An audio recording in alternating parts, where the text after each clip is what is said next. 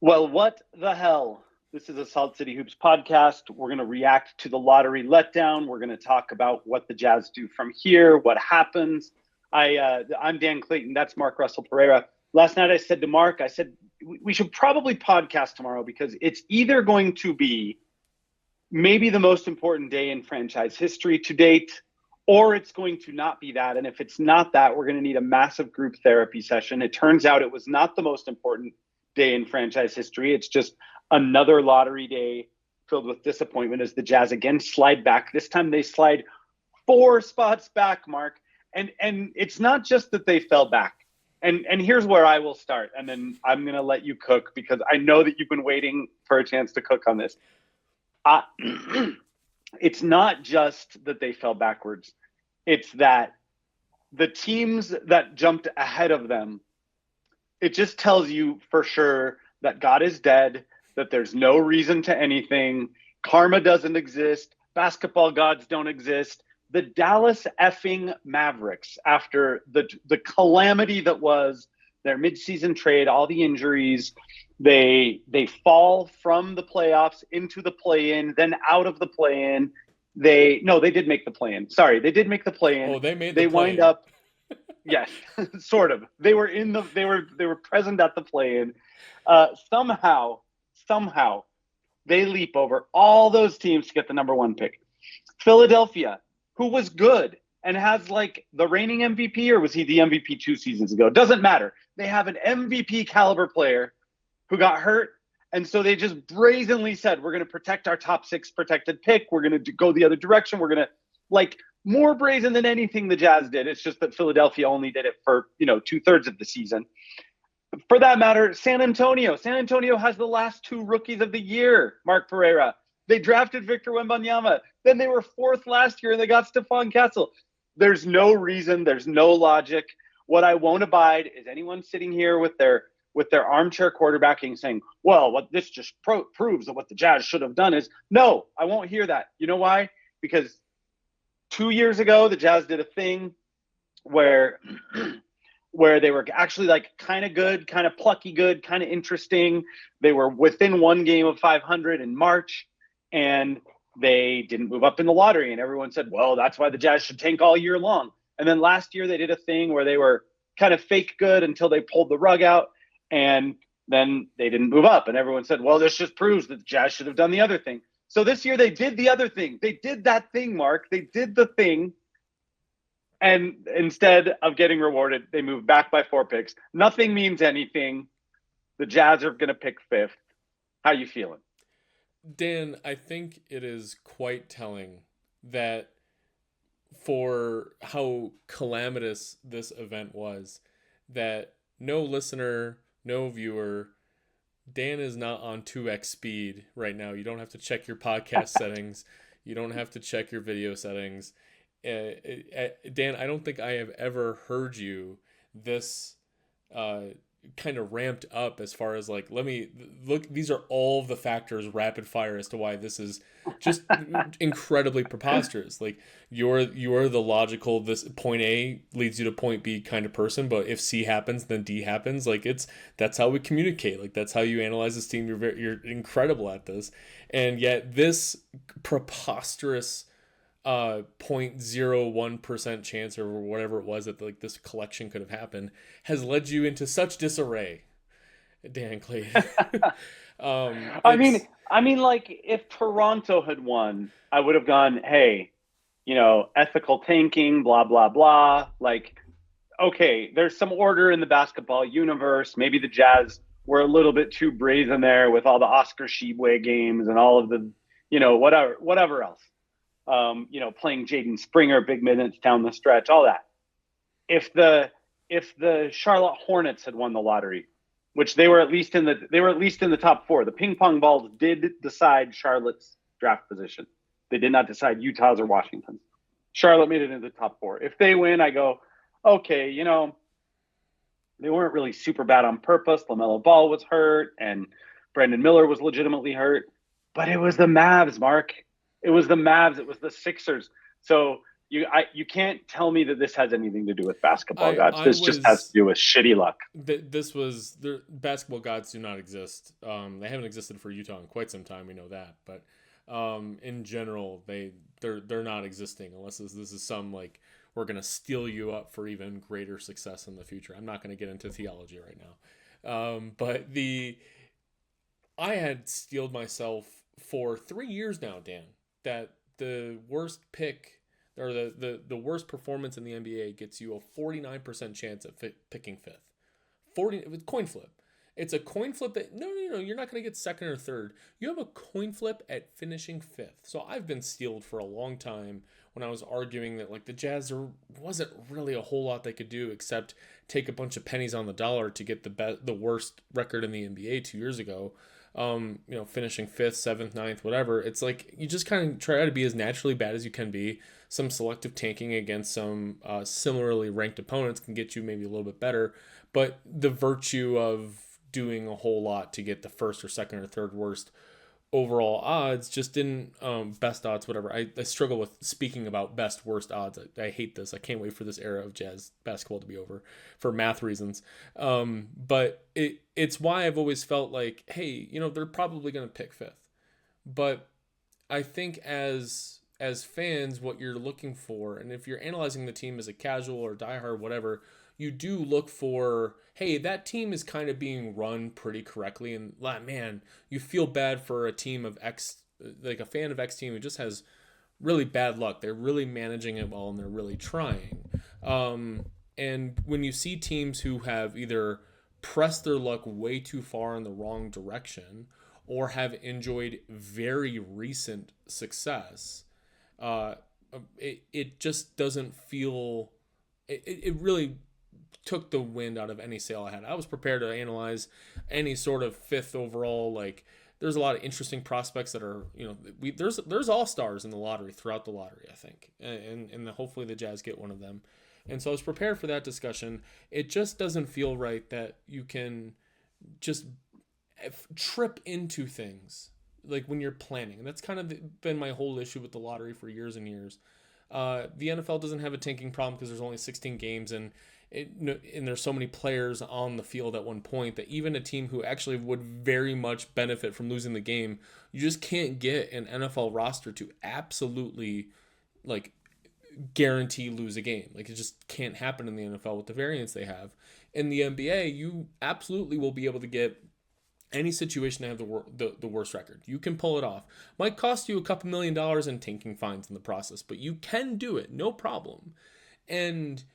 But you still might end up with the Dallas Mavericks committing an incredible organizational blunder that isn't just, a miscalculation, but every quote afterwards has suggested that they do not respect the actual on-court product of what actually wins basketball games or what means something to the fans of their team, that they just can absolutely throw away any goodwill or on-court analysis that defies expectations and say, well, we now have a generational talent in our hands. It doesn't feel correct. I'm more pro Spurs getting a cool pick than anything because I think I want to remember Wembanyama's career as something cool. We can perhaps get into that a little bit more. The Sixers feels just like it's in the same vein as Dallas, though, of like they just had all this cap space and they just had to do something with it. So they just went all in on what is everyone said, like, hey, this is a bad contract for Paul George, but we have to do it anyways because this is XYZ and we're going to give $400 trillion to Joel Embiid, who's going to make $70 million or something in 4 years. Like they have built the team poorly. I understand MVP talent. I can understand counter arguments. I'm not being dense and stupid about it, but it doesn't feel like they built a team well. They nailed it with Tyrese Maxey. It feels like they've nailed it with Jared McCain, who was there on the lottery podium for them tonight. It just doesn't feel like, that's a team that I want to add talent to.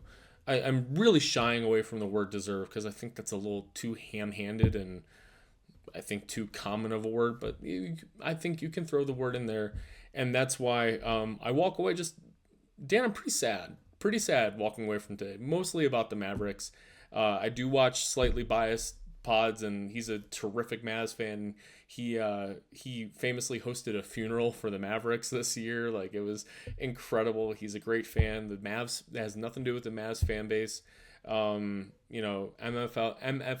Mavs fan for life. That team is that crew is very cool. It just feels like they should have taken more medicine. They needed to take more medicine for a couple years before they perhaps earn the right to say, yeah, no, we actually are really fucking terrible and we could use another player. Can you help us out, lottery? No, we're going to help you out immediately. That's what feels the worst to me. Especially because of the degree to which their present day wounds are so self-inflicted. And I guess that's true to some degree of almost any team in this situation. Like, the Jazz kind of themselves chose to turn the page from Donovan Mitchell and Rudy Gobert 3 summers ago, whatever. That's what we could relitigate that if we wanted to. That's not what this podcast is about. Most teams wind up back in some sort of a rebuild because they accepted some reality, and the Jazz maybe did that more proactively than they needed to. I don't believe so, just knowing what I know and what I've heard about that era and the degree to which things were fractured there. But the Mavs did something completely different from that. They had probably the 3rd best basketball player in the known universe, maybe 4th or 5th. Okay. And they purposely, now again, maybe someday someone will write the book about, the things we don't know that are buried in the Texas desert somewhere.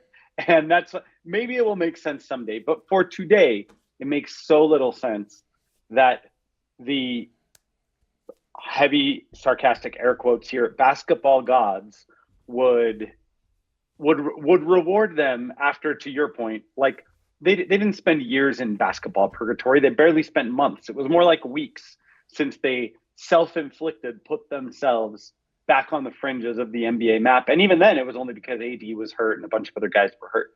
So I'm with you. Again, we can say it. I think it always it's always worth repeating when this Luka trade comes up is once you cross one Rubicon of deciding you're going to trade Luka Doncic, that's okay.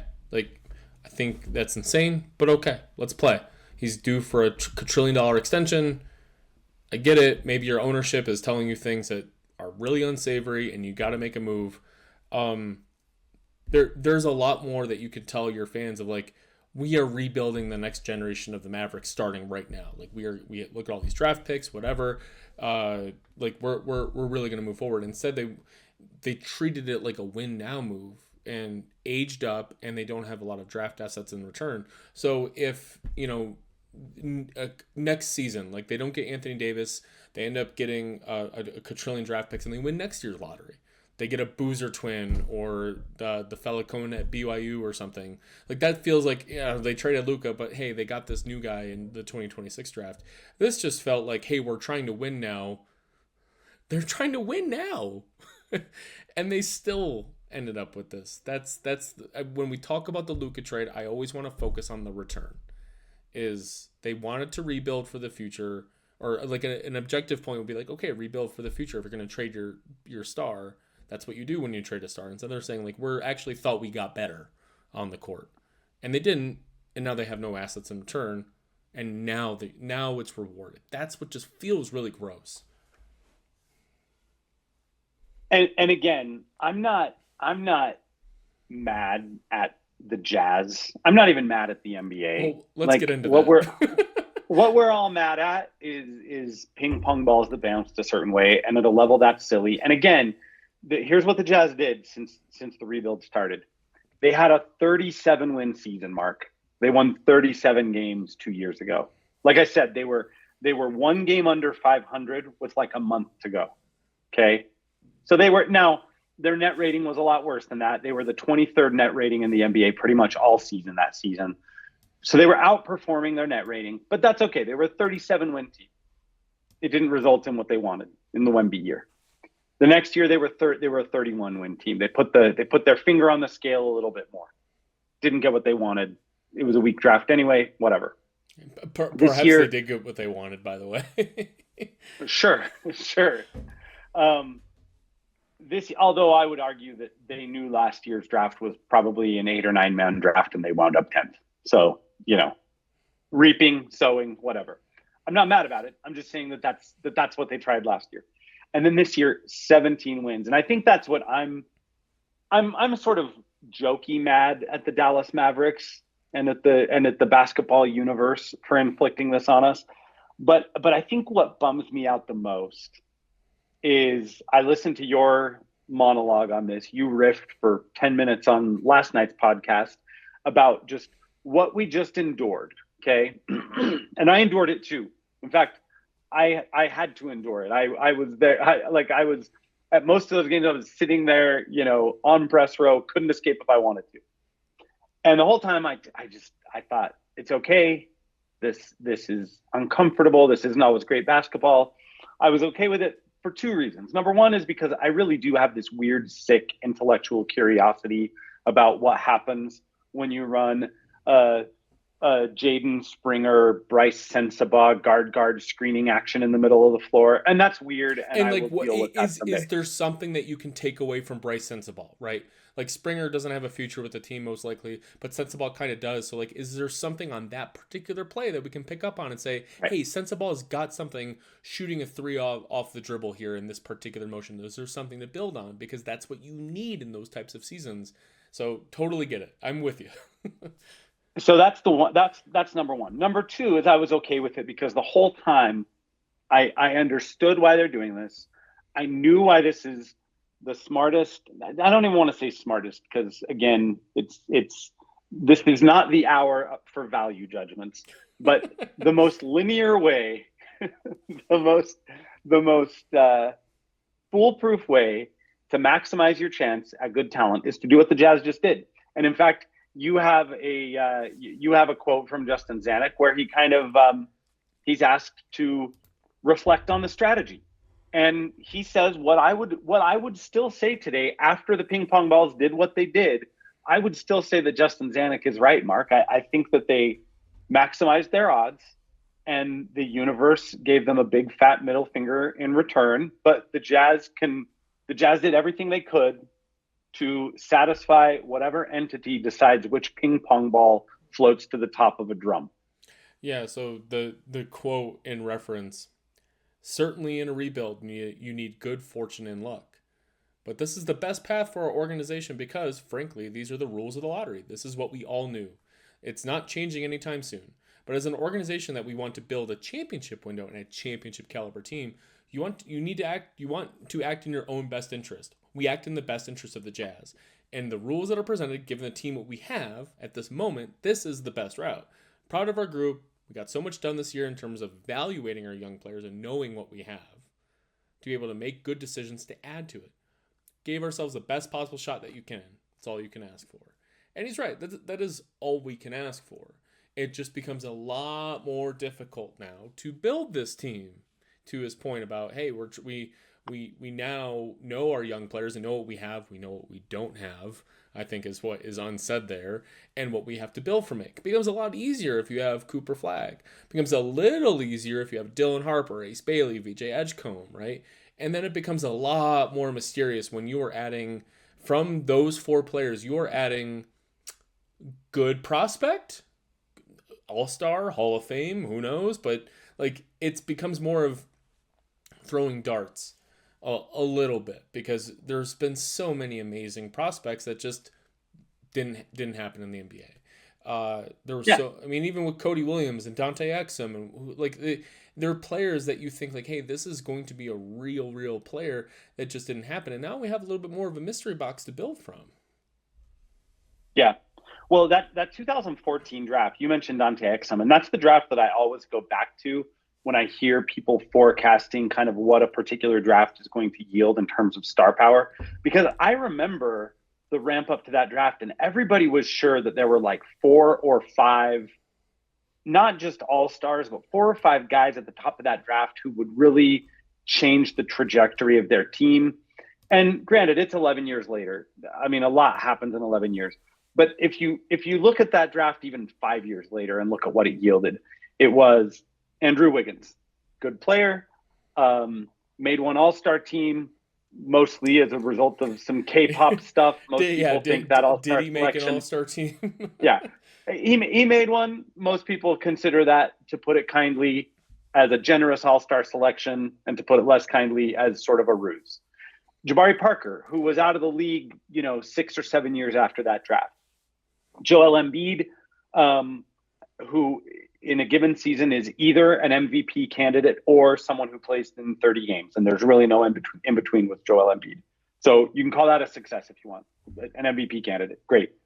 Aaron Gordon, never an all-star, a really good role player, a player who helped Denver open a title window and hang their first banner in franchise history.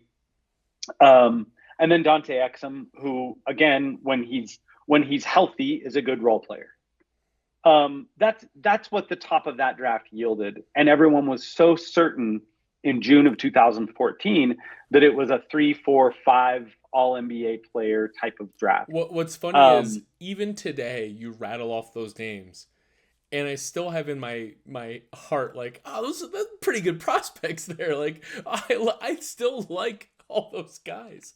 Even today, yeah. I have like this like enthusiasm for Jabari Parker and Aaron Gordon. Like, oh, what kind of Swiss Army knife guys are these going to be? I still like feel it in my bones that I still feel like Andrew Wiggins is a star. Like I remember that. It really because it was pounded into us. It was pounded into us, and that's my point. Is that sometimes what is socialized into our brains for months or weeks heading up to the draft doesn't wind up being the case, and that's okay. That's almost not the point I'm making. The point I'm making here is that this sucks, and that the Jazz are definitely in a different team building position than they were 3 hours ago through no fault of their own. I think Justin's right. I don't think they chose the wrong strategy. You could, if you wanted to take a position and die on a hill, you could say that the only position I think that's really tenable in terms of armchair quarterbacking the strategy is that maybe they just should have done this all 3 years so that their chance was as high as it could be in each of those 3 independent situations. And then collectively your odds of coming away with a Wemby, a Dylan Harper, an Ace Bailey, a Cooper Flagg, a Stephon Castle, whatever, so that your odds of that outcome was a little bit higher. And that's fine. You could make that argument. I will listen to that argument. I think that there are other things that the Jazz got out of the previous 2 seasons because they didn't win 17 games. I think that there were some things they pulled out of those situations that were legitimate and are real and will matter when they're good again or not. I mean, if it's another 5 or 6 years before they're good again, then yeah, Lauri Markkanen's explosion to all-star level, or Colin Sexton's, good efficiency, then yeah, probably some of that stuff isn't relevant when they're good again. But that's just kind of where I'm at. Is that I wonder what this means to the team building aspect. Now, Shams Charania reported way earlier today on SportsCenter. This is report. Before this came out of nowhere. This is weird, and it's weird that this was something he was reporting on ESPN hours before Justin Zanuck put his cell phone in a hermetically sealed envelope and walked into the drawing room. And note Shams that he reported this on the Pat McAfee show, and we know that Ryan Smith is kind of close with Pat McAfee. Correct. That's right. It wasn't on SportsCenter. Thanks for the correction. But I think where it was reported is also interesting. Yeah, adds context to the thing for sure. He said that even if the Jazz don't win the number 1 overall pick, that they will be active at trying to get the number 1 overall pick. Now, I just want to spend like 3 minutes on that, because one of the things that I've done... If there's a GM who would entertain trading away the number 1 pick, I think we got it. Yeah, but can he now? Can he, though? Who knows at this point, my friend? So one of the things I have done many times over the years that I've been writing at Salt City Hoops, and I'll do it again at some point this draft season, is kind of look at, historically speaking, what does it cost to go from late lottery into the top 5, or what does it cost to go from a pick in the 20s to a pick in the teens, or what does it cost to buy into the back end of the first round altogether. So I have a pretty significant database of every draft trade that has moved in a draft adjacent trade. I don't count picks that moved as part of like a deadline deal, because I just think that economy is a completely different ball of wax. What I would tell you is I would be shocked if the Jazz get from 5-1 in one fell swoop, and that report was probably made on the pretense that, you know, the Jazz land the 3rd lottery spot and they have to work their way back up to number 1.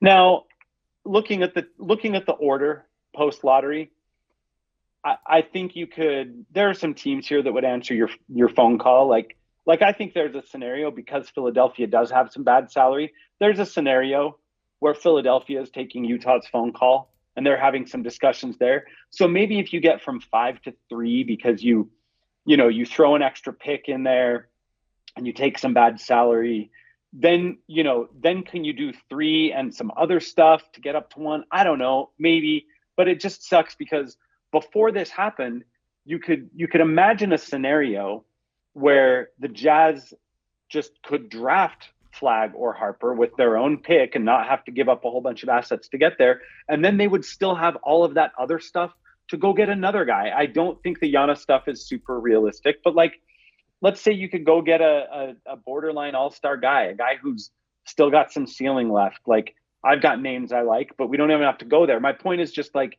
now it would take so much juice to get you from 5-1 that it's not like there's a realistic path next year where you go into October with a core of Markkanen, your draftee, and, you know, insert interesting star or quasi star here.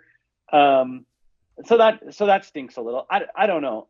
I'm rambling a lot. Where do you think the Jazz go from here? I mean, do you think it's just best player available at 5, and then we probably do this again for another 82 games? I have been so hyper fixated on number 1 or number 5 that, or if the Jazz fell 2, 3, 4, whatever, that I had not even considered what is right in front of our face now that you're talking about it, which is a Darren Williams type of trade, right? The Jazz traded the 6th pick and the 27th pick and some sort of 2000, this was a 2005, right? And so some sort of first round pick in 2006. I forget what that became. Do you have a better history of me on what that 2006 conditional first became? I believe that became Pavel Podkolzin, if I'm remembering my Jazz history Look, right. It's very rare I get like name stumped. I have absolutely no idea who you're. You don't remember Pavel? Okay. I'm sorry. So, Pavel. No, I don't. Oh no, sorry, I got that wrong. It was. Well, while you're thinking of Okay. it, like it was the 6th pick and the 27th pick, and let's insert a guy. It wasn't like a Rudy Gobert type of trade. It was Joel Freeland. Oh, okay. I remember Joel Freeland. Okay. Like I said, I know a lot of stupid players. I did not remember this Pavel individual that you just brought up. You'll have to tell me offline, or maybe Pavel was part of that trade trail somewhere. I'm 100% convinced that Pavel was part of. I think Pavel maybe turned into the asset that yielded Linus Kleza, which became part of that deal. Jazz killer Linus Kleza. Yeah. Okay. Yeah. It never crossed my mind though that like there's a way that the team looks at this and they're saying like, look, we actually do have an appetite for a little bit stronger talent. Like, we think that we can convince the Sixers to, hey, here's John Collins, right? He's going to opt in and perhaps extend, and some stuff to make your team like, hey, you need some stuff around Joel Embiid and make a real go at this. While we talk about Embiid like he's dead, like he's still around, like, and he's going to be making a lot of money for a long time. And okay, they can put his body on ice and try to win 48 games, get to the playoffs, and see what they can do with it, right? Give Sixers the 6th pick or the 5th pick and some stuff and see what happens. I didn't really consider the idea of moving up to 3rd. instead of moving up to first. But I did think that the Shams Charania report that they're like, oh, if they don't get the first pick, well, they'll be picking up the phone to whoever gets it. It's like, I think we also have to remember that Cooper Flagg is not Victor Wembanyama. He's not LeBron James. Like he's I would rank him ahead of perhaps Zion Williamson as far as like possible number 1 overall draft picks over the past 15 years. He's incredible. I think the reports coming out of those Team USA scrimmages that he played alongside NBA star Micah Potter at some of those summer performances, I think really shows that like he's ready to play in the NBA right now. He's the real deal. But he's not like this is an alien type of player. He's pretty close to it actually though. But you've spurred some thoughts in me that I'm not prepared to immediately react on as far as like trade value or whatever. But I do like the I do like the idea of trying to trade up a little bit, perhaps not all the way up to number 1. And Danny Ainge has traded down before in this situation, right? True. Like, and True. I think the sort of valuation around those early first round picks is in range. I think very much so. So that could be quite interesting to me. It's more, for me, it's the decisions on what to do about Lowry and Collin that kind of intrigue me a little bit. Is like if the draft day trades don't work out, they don't get any trade up, and they end up drafting a guy at 5th who could be any number of some solid players. Like it's not like it completely falls apart. But when I'm looking at the possible guys available there, Trey Johnson, Jeremiah Fears, and just like it just gives me a lot of gross feelings of like Con Knuppel. Like just like, come on, are we really sacrificing a 65 loss season for Con Knuppel? Right? That just doesn't pass the smell test to me. And instead I'm wondering like, hey, are we tearing it down to the studs even more? And the idea of becoming a Washington Wizards, the idea of becoming a Charlotte Hornets is not something that I'm emotionally pretty prepared for, Dan. I think I'm mentally prepared for it. I got other shit to do, but I'm also a sicko who loves this team. And yeah. I'm curious what a disappointing draft and summer array of transactions makes them suddenly look around towards Lauri Markkanen and say, like, this summer didn't work out for us, and it's time for you to go get your first playoff series. Yeah. I mean, I think I think that the understanding with Lowry and probably other guys, although as I said to you before we started this, I don't know who else on the Jazz roster they sort of feel like they quote unquote owe an explanation to, but I think the understanding with Lowry was like, hey, let us see if we can go get a Cooper Flagg or a Dylan Harper, and then let's see where we're at, right? Because Lowry doesn't want to be on this treadmill of we got the 5th pick, we got the 4th pick, we got the 3rd pick, we got another 5th pick. He doesn't want to. He's wasting his prime. And as I think I eloquently stated last night or on the previous podcast, however you want to frame it, I think he sucked last year. I think he knows he sucked, and I think he's chomping at the bit to become better and be relevant again. I think he knows that he's actually the all-star that he was rightfully selected to be, and I think last year would leave him with a poor taste in his mouth. He's not a 35% three-point shooter. Give him a real team and let him go kick some ass. I don't think he wants, even if the team only wins 35 games, he wants to be giving a shit. I think that's important to him. I agree, and actually, in fact, maybe put a pin in that because I do think that there's a real Lauri Markkanen conversation to have, because you and I are aligned on so much. I think, having listened to your last podcast, the thing we're gonna be farthest apart on, maybe that we've ever been farthest apart on, is going to be our analysis of Lauri Markkanen's season. I'm ready to chalk Lauri Markkanen's season up to like, well, that was just a wild experimentation that meant close to nothing. Now, even if it was just experimentation, it still would have been nice to see him shoot 38% from 3 instead of 35% from 3. But I think the context of what they were asking him to do was such that I'm not stressing about Lowry yet in a macro sense. But but yeah, I think the question with him and with Sexton and frankly even with Walker Kessler, who has to get paid this summer. Like Walker Kessler is extension eligible on July 1st. And are the Jazz going to commit $100 million to someone when they still don't have the guy who's going to define how they play for the next competitive era? That's a tough thing to do. They probably have to, because it's better to have a guy that good under contract versus not having him under contract. But now they're in the awkward position of having to kind of lock down some of their complementary pieces when they don't yet know what that complementary piece is going to ultimately complement when it matters. And that's a tough place to live in. Real quick, and then we can get back to arguing about Lowry or whatever you want to do. I don't, we're all just despondent over here at Salt City Hoops. But I did just want to real quick share. I pulled open while you were talking my database of all of the draft trades that have happened since the 2000 draft. So this is drafts on draft day or leading up to draft day, including trades that were actually consummated after the moratorium, but were agreed to on draft night. He's got databases on databases, this guy. You have no idea.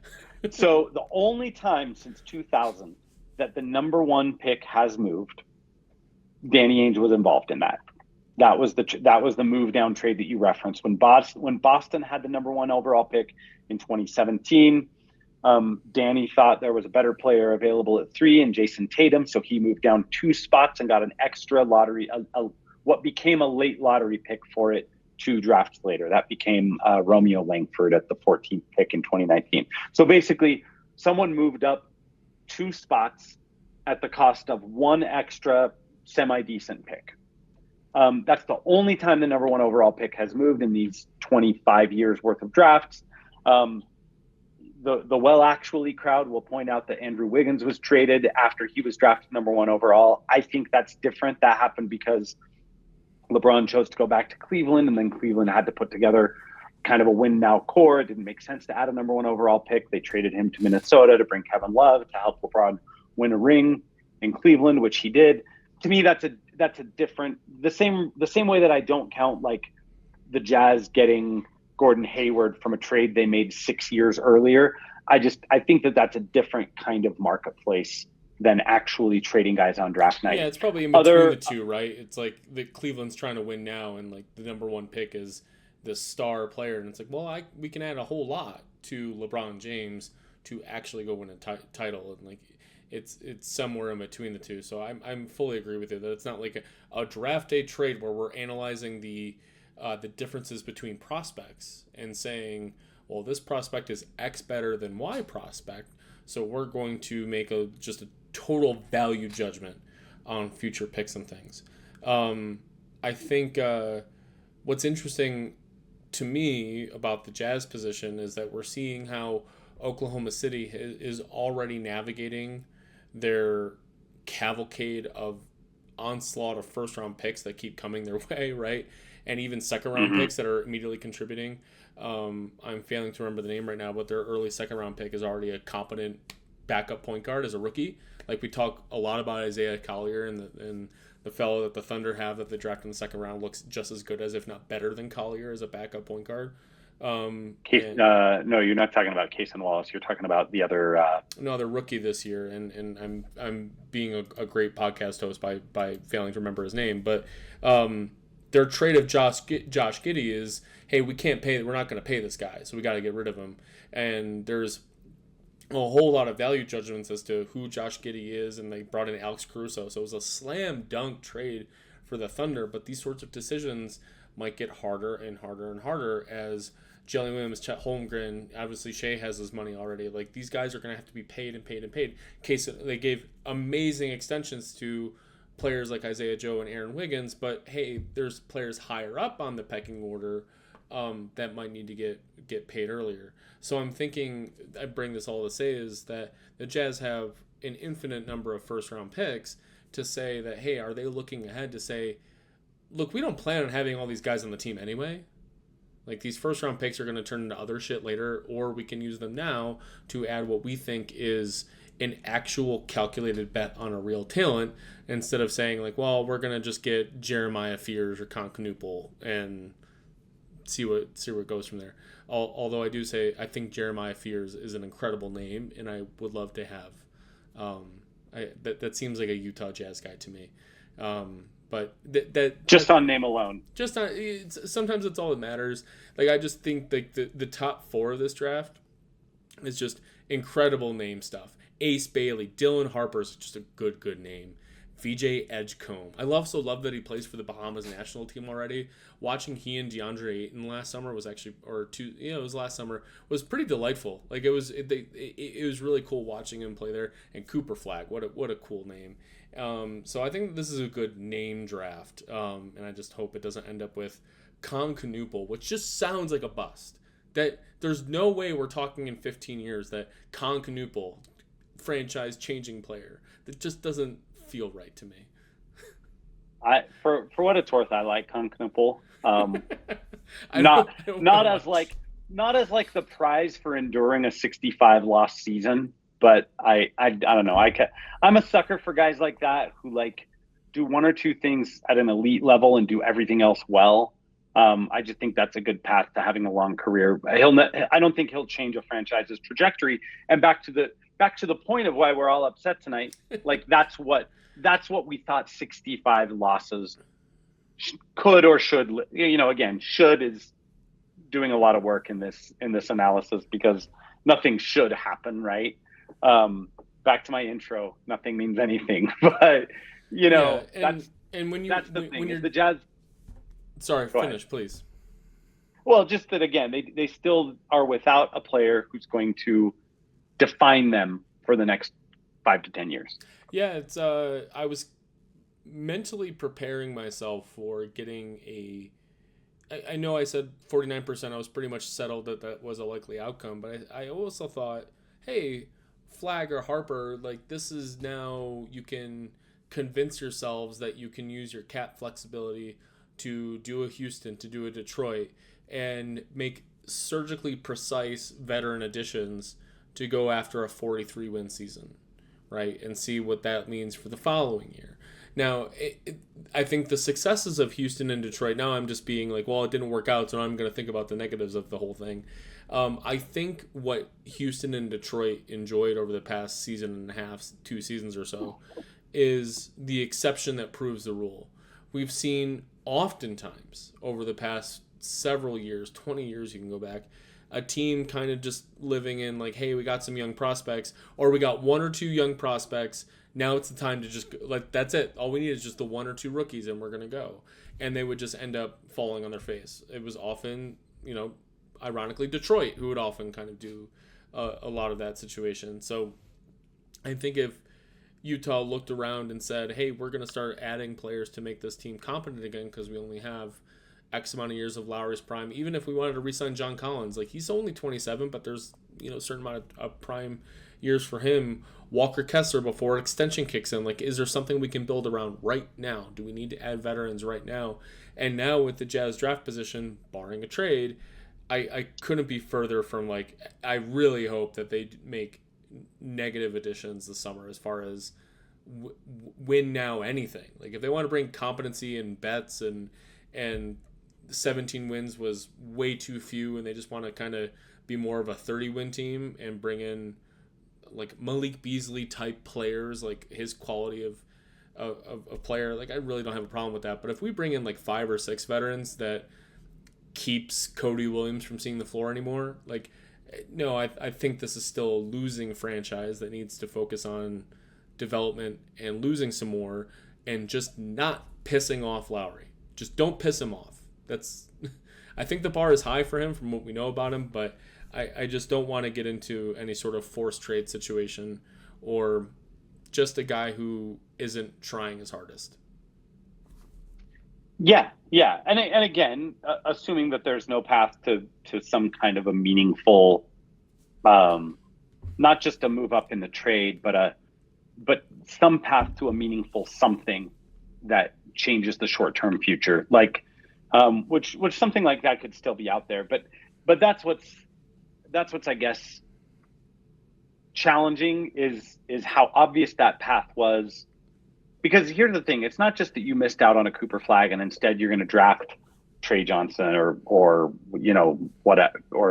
Derek Queen or Colum Malak or whatever.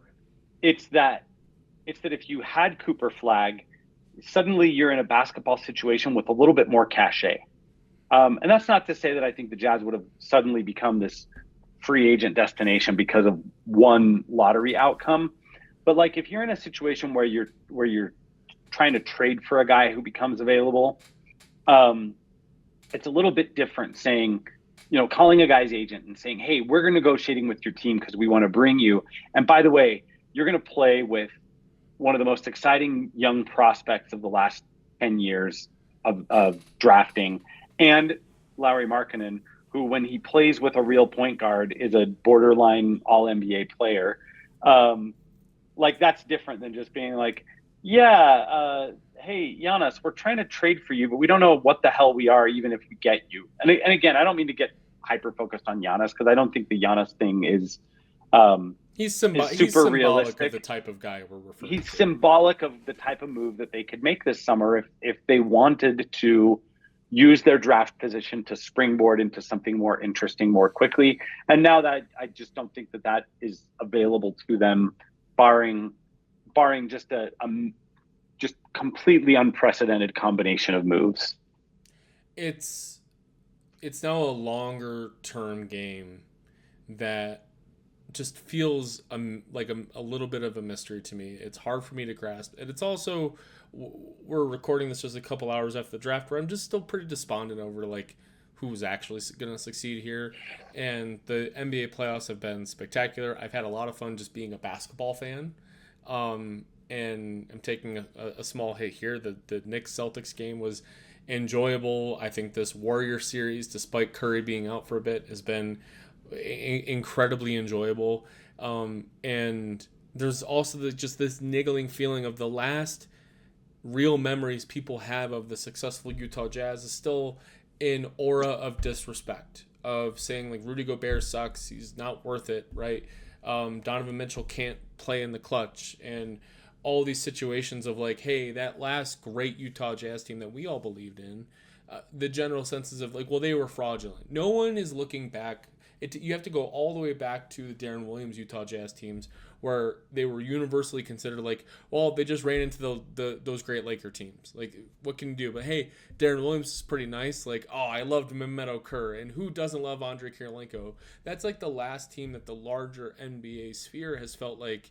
It just felt like it didn't overall suck to say you were a Utah Jazz fan, because every time you would say you were a Utah Jazz fan to the broader NBA whatever, whether it be at work, friends, or family, even during those amazing Mitchell and Gobert years, it came with like just a shitty, stressful conversation, having to defend a decision or have to actually some statistics and be a dork about it. It just felt hard to like enjoy a lot of it sometimes, if you're outside of the Utah Jazz sphere.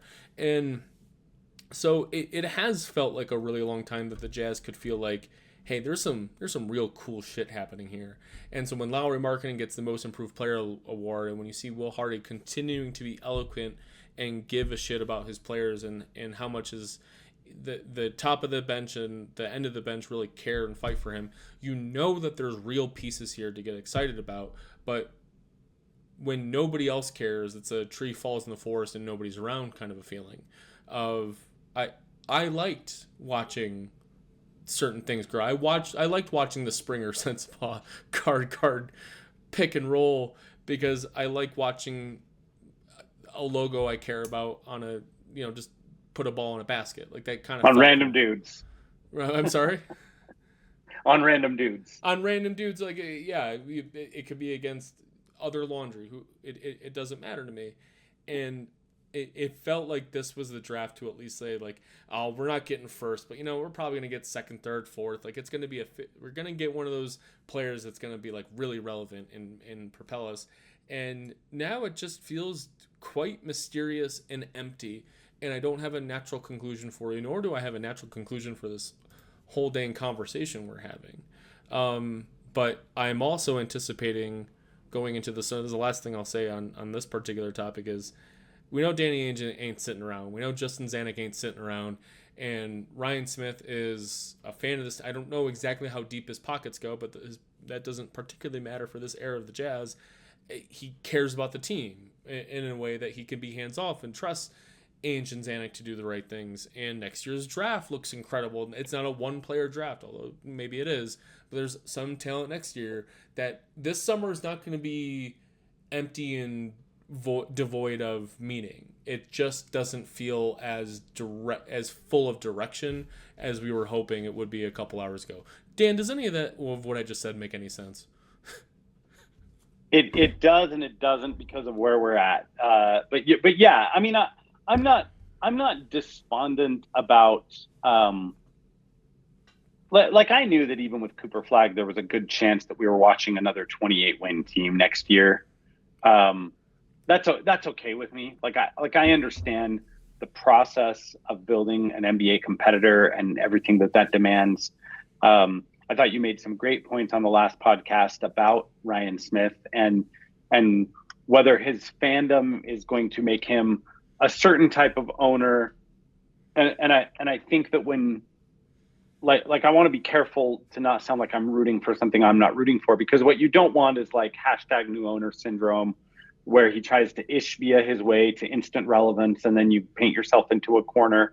In other words, I think there's a more patient and calculated way to say, hey guys, I want this team to be relevant because I want this team to be cool. And if I were to sum up what I know about Ryan Smith in a sentence, it's that he really wants Utah to be cool, and the Jazz and the Utah Mammoth are a means to that end. So, like there's that question hanging over everything. There's the Lowry question hanging over everything. There's, one thing that's not hanging over everything is the Will Hardy question. Will Hardy is locked in for 6 more seasons. I like that move. You and I haven't been together to react to that news since it happened. I think that's great. I think he's I think there's a good chance he's going to be a great NBA coach when he has some actual ingredients to cook with. But yeah, it's not the same going into the summer with, 1 and 21 and all this flexibility versus 5 and 21 and all this flexibility. And so, the Jazz just have more work cut out for them. I would think that the most likely scenario from here is that they do exactly what you said. They maybe add a veteran or two just so that the roster makes some more sense, and so that the developmental environment yields more for their young guys. They definitely, they want to get Taylor Hendricks back and see what they have with Taylor Hendricks. Taylor was supposed to be one of the primary fact-finding missions of the 2024-25 season. That didn't happen, so that'll have a lot to do with their desires next year. And I think next year we're gonna be sitting here in 364 days talking about how we hope that they get the first pick in the 2026 draft lottery so they can take AJ DeBonsa or one of the Boozer brothers or whatever. I think that a repeat of something similar to what we just lived through is probably the most likely outcome. Although again, if there's a way you can sprinkle some magic sauce on 5 and turn it into 3 or 2, and then you go trade for a young veteran with some star potential, I do like there are some pathways there, but now you'd have to leverage yourself so much with assets to do both of those things that you really wouldn't have the flexibility left to still have more moves later to go once you've built your contender. And I think that's dangerous. One of the reasons why we love what OKC has done, not as Jazz people, but just why the NBA community is so impressed with OKC, is that they have both, created for themselves a future title core and left all their powder dry, or most of their powder dry, to continue to do other stuff as their guys get more expensive and as paydays come up and that sort of thing. And so if it takes the Jazz, 3 extra firsts to move from 5-2, and then it takes them another 4 firsts to get, I don't know, Jalen Suggs or someone like that, then all of a sudden your cupboards are looking not bare, but they're looking pretty normal again. And I don't think that's where Danny and Justin want to be as they head into their next competitive cycle. I think you want to head into the next competitive cycle still with another few phone calls you can make. Yeah, and speaking of the Thunder, I'm thinking of AJ Mitchell. By the way, I want to come correct that I finally remembered his name, and they also drafted in what was it in the lottery the injured point guard Nikola Topic, right? So like there's still more guys coming for the Thunder. Yeah. It's just incredible because like all these guys that they draft they just hit them all. I mean, there's some here and there, like Ousmane Dieng, like, okay, what is he? But, like, I don't think anyone's looking at Ousmane Dieng being like, well, he's bad. It's more like, okay, he's okay. It's, yeah, having thank you for reminding me also about the 21st pick. Like, that's not nothing. That's a real pick. When I mentioned the Darren Williams trade, it was 6 and 27 or 26 to move up to 3. Like, 5 and 21, man. Like, if you're an opposing GM and you feel ambivalent between Ace Bailey and Fears, like, or at least ambivalent enough to say, like, well, we'll pick up an extra 2 picks in the process. I just think that's intriguing in a way that'll excite us. Like, we all just like trades. We like doing the cool thing to get the cooler player. That can feel pretty exciting to me. And the free agent class is interesting because it's like a lot of guys that I could see really helping a contender type thing and off the bench or whatever, and not a whole lot of guys that I'm like, I think that'd be a good vet to bring in and kind of shape this thing going forward. Like, there's no reason to bring in Chris Middleton, right? Like that's a guy who should go play 40 games for a contender or something. And then you go down to other rotation guys where I'm like, I don't really feel great about bringing in Gary Trent or Bobby Portis or whatever. Like that just doesn't feel like we're bringing in veteran competency to teach the young guys how to play. That just feels like these are guys that we're going to spend salary on. It doesn't move anything for me. And in place of hoping that some of the other guys, like, hey, maybe we should give Cody Williams another chance, even though I don't feel great about that either. Yeah, well, but I mean, you're right that giving him more opportunities is the smart thing to do. Giving Taylor Hendricks everything he can handle next year, coming off an injury, is the smart thing to do. Real quick, I know I got to let you go. Just for clarity's sake, the D-Will trade was 6, 27, and the next year's 21. It was a moderately protected first that became 21. So technically, it was 2 extra picks to move up 3 spots from 6 to 3. Real quick, some other move up trades in that range. Just looking at history, in 2004, the Charlotte, I think then Bobcats, or maybe they were still the Hornets before anyway, whatever. The Charlotte somethings got Emeka Okafor by attaching 33, the 33rd pick, to the 4th pick and moving up 2 spots. They also absorbed a salary in that year's expansion draft. 2006, Portland moves up 2 spots by attaching a rotation player on a rookie deal to the 4th pick in the draft. That player was Victor Kriapa. It doesn't mean much in the historical scheme of things, but he was a young player. I remember. I still don't know who this Pavel guy is you're referring to. Yeah. Pavel played briefly for the Dallas Net. That's your homework for tonight, is research Pavel Podkolzin while you're supposed to be paying attention to this conference call. What else have we got? OJ Mayo, Memphis moves up 2 spots by attaching Mike Miller to the 5th pick to move up to 3 for OJ Mayo. Dallas gets Luka Doncic because they attach a future first to the 5th pick, so they moved up 2 spots. So I mean, and that was the one that was immediately in my mind of like that is Atlanta making a judgment call on what they felt was like a similar enough player with, offensive first player with flaws, right? And they said, hey, we're going to pick up an asset for what we think is equivalent type of talent in Trae Young. And at the time, it's like, I think Luka, you have to buy into what Luka was as a prospect to really believe in him. But again, kind of like Nico Harrison trading away Luka, I can understand a credible argument for that.